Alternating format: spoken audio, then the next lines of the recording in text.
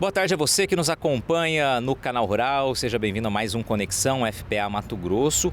Hoje trazendo um assunto bastante preocupante. Todo ano, nessa época do ano, a gente sabe que o tempo fica muito mais seco, muito mais quente, com ventos fortes, né? A umidade relativa do ar extremamente baixa e, consequentemente, isso aumenta as chances e os riscos, né, de incêndios nas áreas rurais, especialmente. E é o que tem acontecido aqui em Mato Grosso. A gente vive uma situação bastante alarmante no campo e esse é o tema de hoje.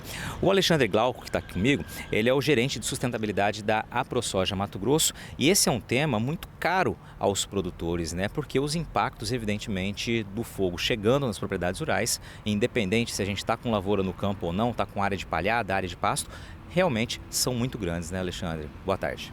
Boa tarde, Patrone. Realmente, o impacto que a gente tem com queimadas é devastador, porque ele atrapalha o solo, atrapalha na produtividade, no nutriente, deixa o solo muito seco. Por mais que você tenha ações de roçada, de poda, né, ele vai para a vegetação e ele mata a vegetação nativa também, não mata só a área produtiva, é a vegetação nativa, acaba com fauna, acaba com flora, é devastador. Quando a gente fala em impactos, né, além desses impactos de campo, de solo, a gente sabe que tem impactos aí estruturais, impactos econômicos decorrentes também dos problemas causados pelo próprio fogo nas linhas de transmissão, atingindo a conectividade, né? Isso atrapalha muito no monitoramento, na prevenção, em diagnosticar rapidamente os focos. Né? Quando você tem um incêndio de alta proporção que derruba uma rede de energia, que derruba uma rede de telefone, que queima propriedades, a gente já teve em outras situações uma cidade inteira ficar isolada e sem comunicação por conta de queda de rede. Pois é, esse é um tema, né, claro, que preocupa muito, como a gente tem visto, e para isso a gente traz aqui também para discussão o Diego Guimarães, deputado estadual aqui, estamos na frente da Assembleia Legislativa aqui de Mato Grosso. Deputado, conectividade é uma pauta que você tem trabalhado bastante aqui. E o que o Alexandre comentou dessa, muitas vezes o fogo atingir as estruturas que vão garantir, por exemplo, a conectividade, a gente está falando também na queda de estruturas que vão ajudar, inclusive, os produtores na busca por prevenções ou por mesmo busca por soluções no momento de controlar incêndios, né? Boa tarde. Boa tarde. Bom, essa é uma pauta muito importante, né? A gente, quando fala em conectividade, a gente fala em praticamente tudo hoje, né?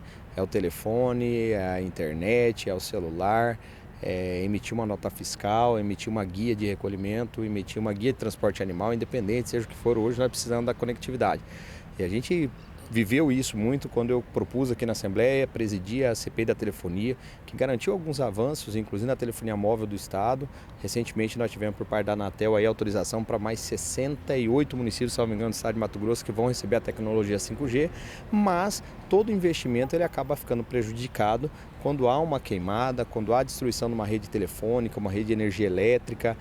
Primeiro o imediato, que é o que o cidadão sente no momento que fica ali ilhado por falta de conectividade, sem poder realizar seus negócios, o comércio para, mas também há um outro efeito reflexo, que é que o custo de reparação dessa rede acaba que de uma forma ou outra ela é repassada também no preço da tarifa. Então são investimentos que acabam tendo que ser refeitos por conta de uma queimada. Então todos perdem, não só o agricultor, o pecuarista, o homem do campo, a cidade perde, todo o consumidor, seja da energia elétrica, seja da telefonia móvel, seja da telefonia fixa, ele acaba perdendo também quando há destruição das redes de energia ou de telefonia. Isso é péssimo. Agora, quando a gente fala, né, na situação de perdas, de impactos, né, e todos esses riscos que a gente tem vivenciado aqui constantemente, a gente também fala em prevenção. No que diz respeito a essa estrutura de rede de energia elétrica, de rede de transmissão, mesmo de telefonia, também é preciso, né, uma ação preventiva dos fornecedores, de quem realmente é responsável por essas estruturas, né? É um ponto que vocês, inclusive, ficam muito atentos aqui na Assembleia. Correto. A Assembleia Legislativa tem feito um trabalho muito próximo do governo do estado de Mato Grosso e também junto às empresas, as concessionárias de serviços de telefonia e também de energia elétrica, a Energisa, para o cuidado. E também a Assembleia entrou de uma maneira muito forte com campanhas publicitárias de conscientização junto à grande mídia para conscientizar também as pessoas sobre os cuidados nessa época do ano por conta do fogo. E paralelamente também, por meio do grupo de trabalho que nós formamos aqui junto à Comissão de Meio Ambiente, em contato com o Corpo de Bombeiros do Bombeiros Militar do Estado de Mato Grosso, algumas ações efetivas foram tomadas, como por exemplo a perfuração de alguns poços para a extração de água na Transpantaneira. Salvo engano, foram 8 poços que foram furados ali para garantir até mesmo a estrutura básica em regiões longínquas, como é o caso do Pantanal Mato Grossense, que todo ano vem sofrendo com queimada, seja ela natural ou provocada por ação humana. E os bombeiros têm a dificuldade por conta da baixa quantidade de água que tem no Pantanal nessa época, eles conseguirem fazer as medidas de combate ao incêndio. Então a Assembleia está bem preocupada com todas essas vertentes que tocam os impactos negativos consequentes por consequência dos incêndios. Vou voltar a falar contigo já, deputado. Alexandre, quais são os pontos principais que preocupam a ProSoja no que diz respeito a colocar em prática muitas medidas de prevenção e também o que vocês têm feito aqui para garantir que os produtores estejam sempre munidos de informações, né, técnicas para conseguir colocar em prática as medidas que podem vir a evitar, né, ou pelo menos reduzir os riscos de um incêndio? O primeiro ponto importante que a gente precisa pensar é que a prevenção ao incêndio, ela não começa quando a seca começa. Ela começa quando a estiagem começa. Então lá atrás, quando a estiagem começa, é hora de você fazer a poda, o acero, a roçada, a limpeza, porque quando secar aquilo está limpo e o fogo não propaga. O outro são as campanhas de prevenção e conscientização. Hoje a gente vai para o campo, lá na ProSoja a gente vai para o campo junto com os sindicatos, com os produtores, com as secretarias de meio ambiente, fazendo o trabalho de conscientização de que o fogo não é a melhor ferramenta para a produção. Muito pelo contrário, né? O outro são trabalhos conjuntos que a gente faz junto com o Corpo de Bombeiro, com órgãos de fiscalização e de órgão de prevenção, distribuição de cartilhas, cursos de brigadista, curso de combate a incêndios. São várias ações que a ProSoja faz desde o início do ano e não apenas em junho, quando a seca já está alta, né, que a gente começa desde o início do ano, tanto na primeira safra quanto na segunda safra. Isso é um trabalho contínuo.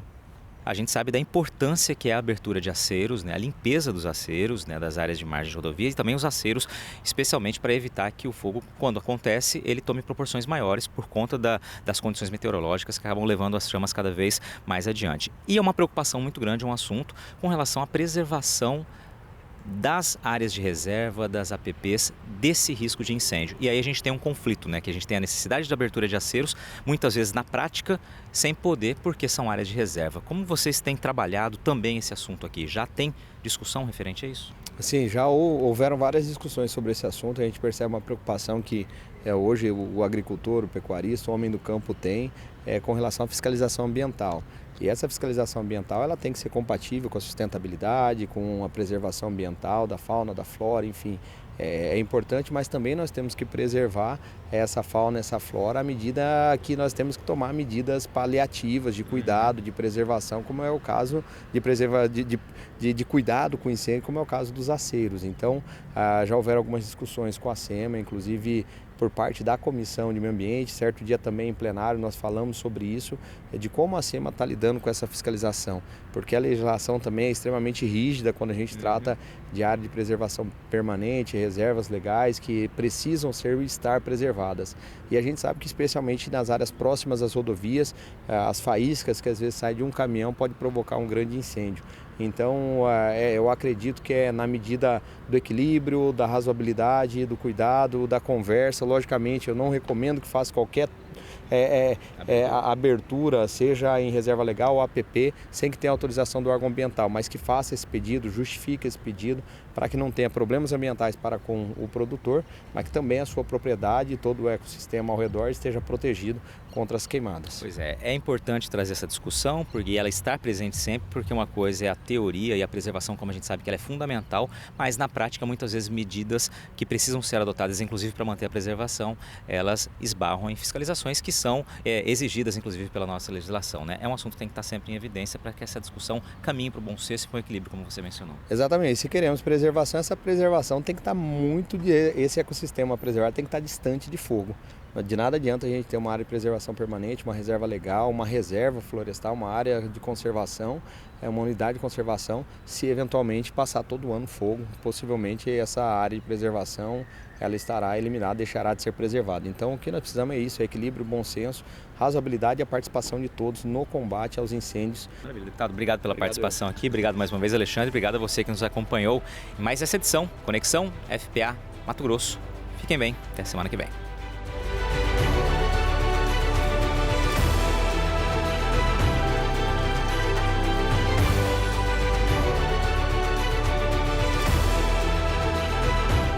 Conexão FPA-MT. Apoio à ProSoja Mato Grosso.